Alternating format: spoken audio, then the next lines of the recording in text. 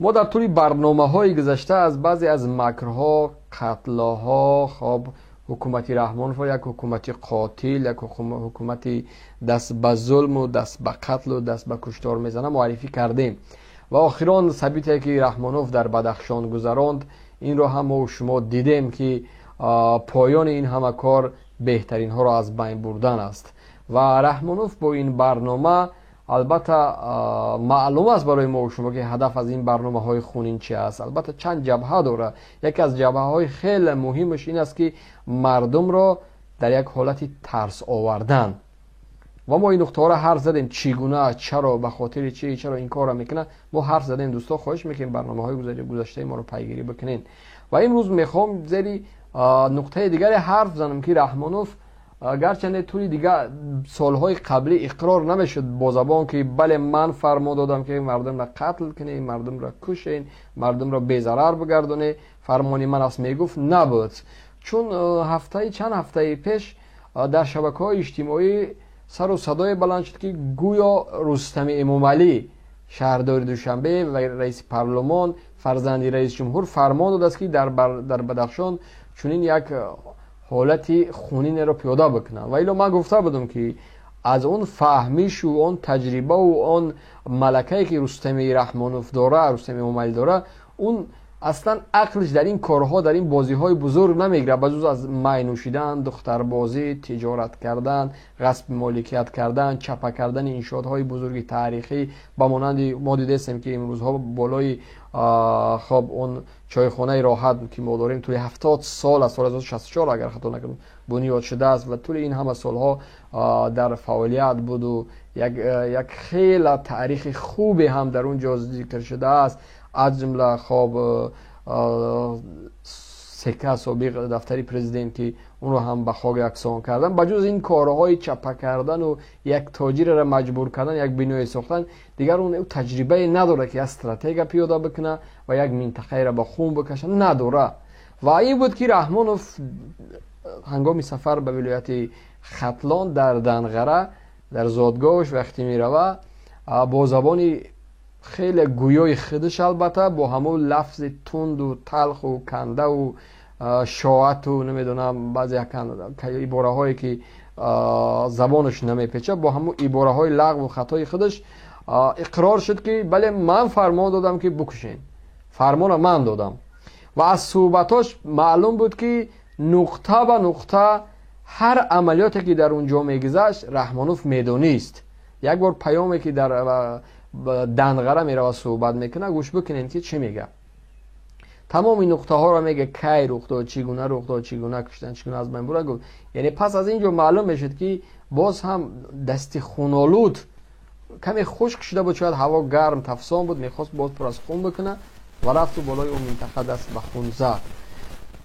همین است که تا امروز رحمانوف یک انسان قاتل بود و خودش باز هم قاتل تر معرفی کرد و گفت که شما بدونین که مردم من با خون آمدم و با خون می روم، این فلسفه زندگی ما است.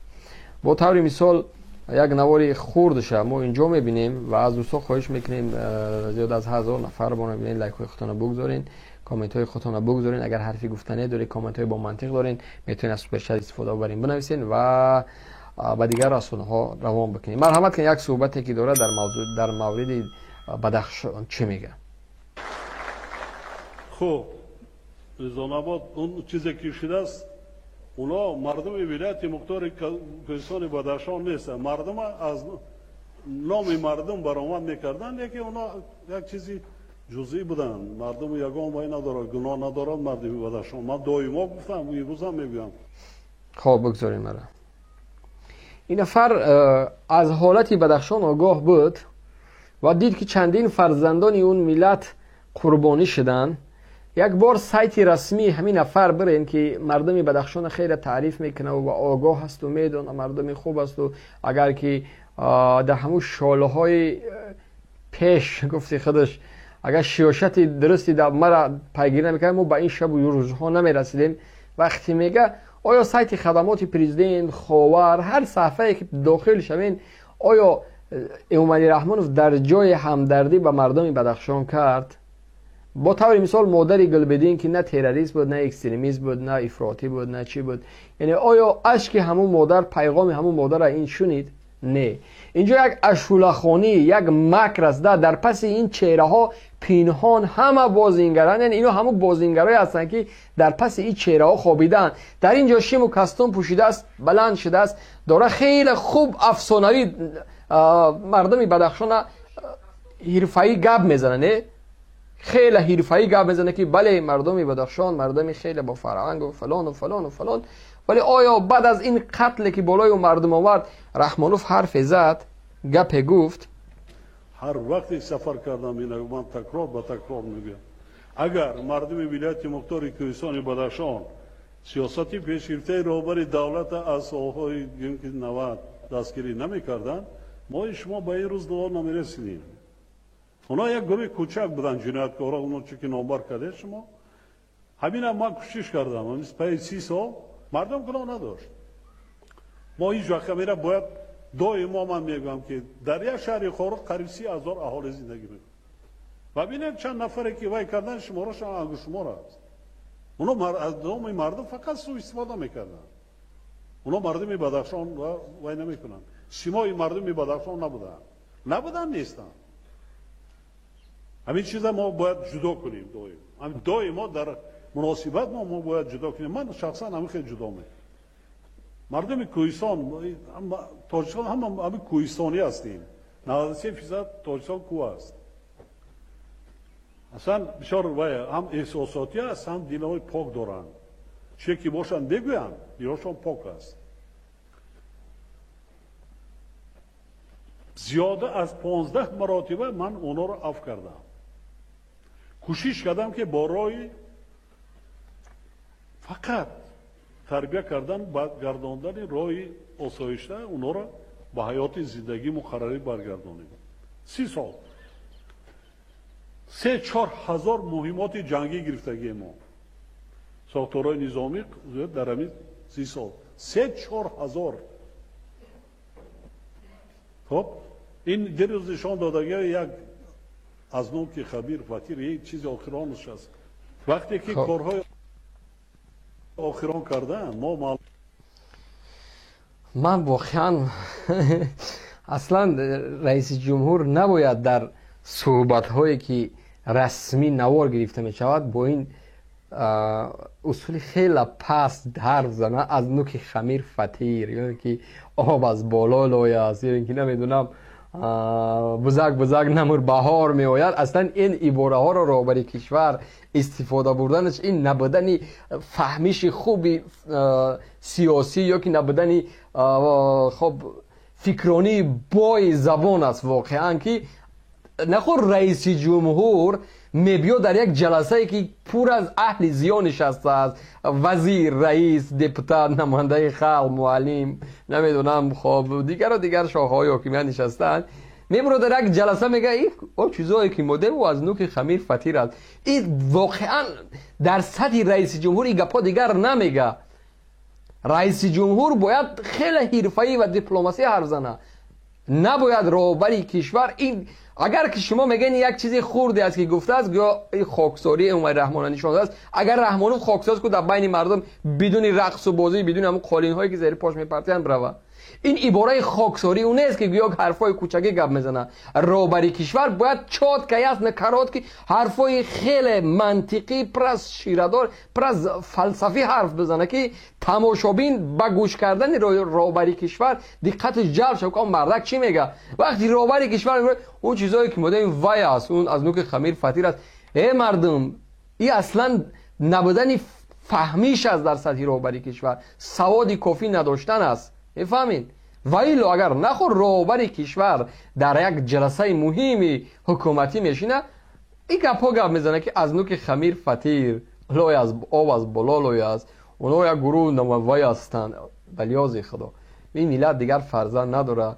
اگر همون تاریخ شناسا و ادبیات شناسای ما اگر یک بار دیگر زنده بشوند، همین عینی اگر یک بار دیگر برگردن میگه خاک تو سر طاقتی داشتنی تاریخ و فرهنگ و سیاست و نمیدونم این همه گذشته هایی که ما داشتیم. ما اینقدر لغت بای، اینقدر زبان بای داشتیم، نخو امروز آمده از این زبان با اینمی 4 تا اجنبی دوچار شده است که میبرا در جلسه های رسمیش دیگر از نوکی خمیر فطیر است، از نوکی فطیر خمیر است. توبه. مثال وقتی که کارهای آخران کردنش است، وقتی که از نوکی خمیر فطیر یک چیز آخرانش است، وقتی که کارهای آخران کردن ما معلومات رو داشتیم، اینها را لجانشان خواجه های خارجی به دست گرفت. در یک مهلت کوتاه 26 میلیون سومانی مبلغداریشون کرده. 26 میلیون. اشکار دروغ میگویند، به خدا قسم در یک جلسه رسمی اشکار دروغ میگویند. اگر حرکت های سیاسی از اون چیزی که میبینیم، اگر واقعا 26 میلیون شاید دلار میگه، سومانی میگه، سومانی گفت کنه 26 میلیون سومانی مبلغداریشون کرده. 26 میلیون همین گروه و راهبریشان نکردن از خارجه، همون حزب تروریستی نهضت اسلام و خواجگانش، همون تو نبودی که همون خواجگانش رفتی سر چارکلک خام کردی گفتی آقا من نوکرتون مرا ببخشه و خدا ما گو خوردیم، خطا کردیم، اشتباه کردیم، همون تو نبودی الا آی شرم نمیکن در یک روشان پوستی خوگه میکشن میروان کشوری بنا معلوم برای ما و شما میگن ایران، سراشون خم میکنن تا زانوشون که ما را ببخشه. خواب آقای ربانی، آقای نمیدونم حسنی و روحانی و خواب با او بزرگاشون دیگه خمینی و خمینی خواب ما را دیگه ببخشه که ما اشتباه کردیم طول این 10 سال گو خوردیم. ولی بعد از این باز همه بیان براشون زنه هیچ گوشکش نمیشه، هیچ آگاهی نمیشه، فراموش میکنه همون سریخمه، باز همون تهمت های بردروغ، باز همون تهمت های بافته و ساخته. اگر بحث خواجه خارجی باشه، خب ختم کو یک خواجه خارجی داری، ختم کو خارجی تر کنترل میکنه، تو هیچگاه صلاحیت نداری. به خاطر یک فرزند از سر قدرت ماندن چند بار رفتی پیش رئیس جمهوری روسیه زاره کرده که یا ولی از خدا وجهمی ولادیمیر چند بار دیگه ولادیمیر دیگه، خب من بچه مرا قبول که دیگه چند بار رفتی. اگر تو خواجه نداری و خودت کو یک خواجه پروری، وقتی میبینن خواجه دوشنبه سر تاپا پر از انگور و آب انگور و شیری مرغ میریزه دیگه که خواجه ها اومد بیا من مهمانداری شما بکنم، همین تو نیستی. یک نفر گپ زنه این حرف زیبنده است که یک راهبر مستقل است، میفهمی؟ حتی وزیرای تو از روسیه انتخاب میشون، حتی شهروندی روسیه دارن، میفهمی؟ تو چخیل از خواجه گپ میزنی، چخیل مستقل حساب میکنی؟ همین مردم ما این را عادت کردن، همین حرفای همین ما اهمیت نمیتیم اصلا. همین هر اشوله‌ای که میخونه دو سه کمپیری بیچاره را میبینن دو بار تعریفش می خیال میکنن کایکاووس است دیگه. از او بیخبر است که خودش یک کسی است که توسط دست خواجه‌های خارجی اومده است و تا امروز زیر برنامه‌های خواجه چکر میزنه. ویلو اگر رحمانوف کسی است که مستقل باشه و دولتداری کنه طول این همه سالها، 4 کلمه را با هم پیوست کردن نمیتونه. سیاستداری دولتداری کاری آسان است؟ 4 جمله را اگر بگو در 4 جمله 3 بار وای میگه، 2 بار دیگه 6 میگه. مگر بازی از دولتداری کردن طول این همه سالها که منطقه خیلی منطقه حساس است، در موقع جایگیری از اون سم خطای، از این سم افغانستان و از این سم که ما تا چند سال پیش با ازبکستان مشکلات داشتیم، آیا آسان از دولتداری کردن؟ خودش دیگر یک نفری است که توسط خواجه آمده است و در حق مردم دیگر تهمت میکنه. هدف مقصد تبادلات وای کردن. شما شاهد که ما اول همه مناقضی تا حد امکان 1 هفته زیاد راه محکم بود. 1 هفته زیاد راه بین المللی از 2 قسمت. اینا کدام اساسی قانون قضیه؟ اینا نه کنستیتوسیا نه یگان قانونای عمل کننده و اینا روشانه وای کردن. یعنی 220,000 مردم در ایزولیاسیون بودن. 1 هفته پس در شهر خاروخ میباشد نرخ نوا در بازار در مغازه آسمان میره.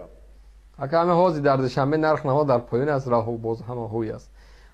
طولی 10 سال زیاد میشه و دامادها رسمی مالکیت کردن، همه را گرفتن از خود مونوپول پیاده کردن در وطن، همون بازارهای ما همون نرخ نوا است. و ایلو اگر در بدخشان باید مال و کالا از دوشنبه دیده ارزانتر بشه، چون مصرف راه به خطای کمتر است. میفهمی؟ اما نرخ نوا در آسمان، کی نرخ نوا را در آسمان کرد؟ دامادهایی که دارین 7 اژدها که غصب کرده است، گرفته است تمام تجارت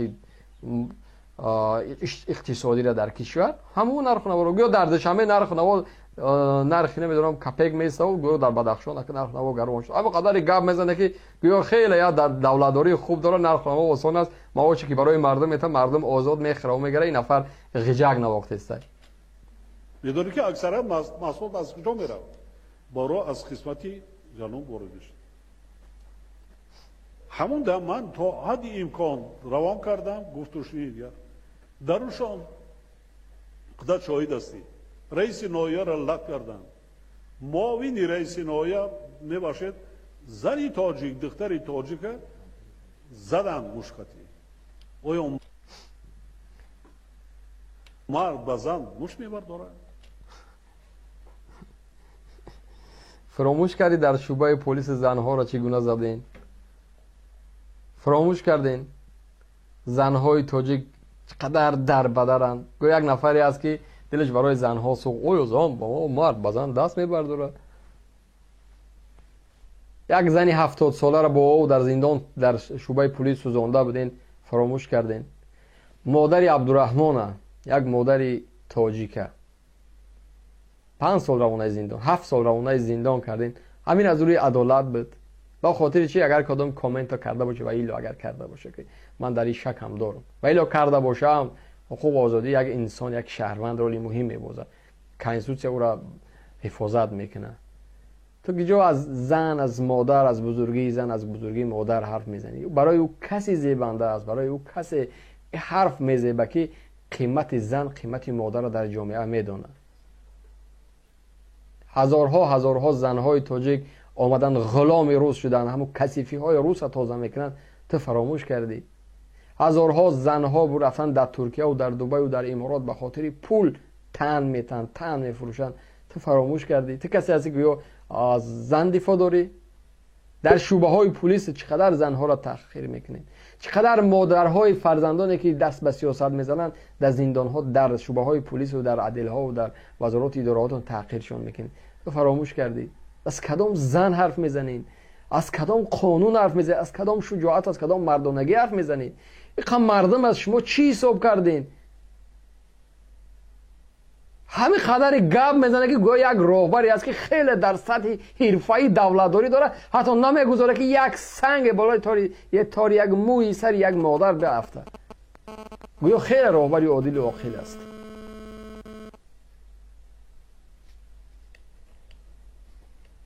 دیگر ما اینا را وای کردن و ببینید چی کردن؟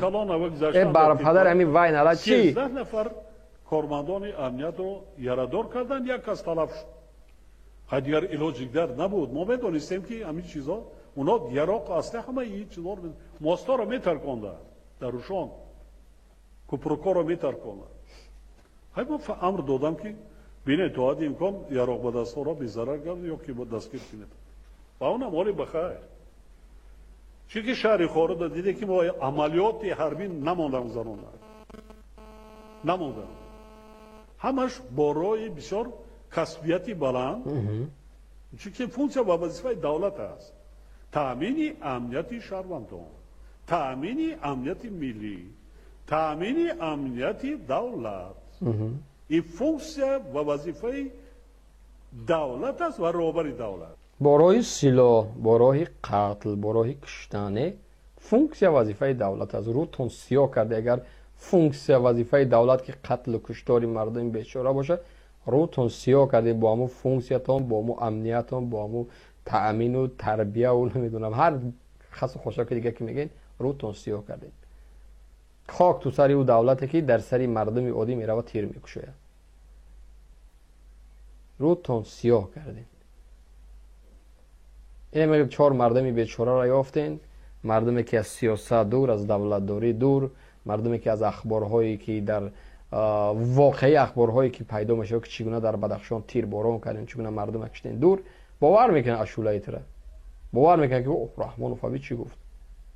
و ایلا که مردمی که کمی میفهمه و کمی دست به سیاست میزنه و کمی پیگیری میکنه خبرها و اخبارها را میدونه که اینجا یک مکر دیگر است که تو گناه داره شستی، یک جنایتی که کردین خیلی جنایتونه با طور حرفه‌ای دور کردین از نظر مردم. واقعا طول این 2 هفته که ما و شما میزنیم در قضیه روزنامه‌نگارایی که در وطن زندان کردن حرف میزنیم، مسئله بدخشان خاموش شد و رفت که یک جنایت انسان کشی بود، یک قتل بود. واقعا یک قتل عام ما و شما فراموش کردیم. این است از شعله های رحمانوف.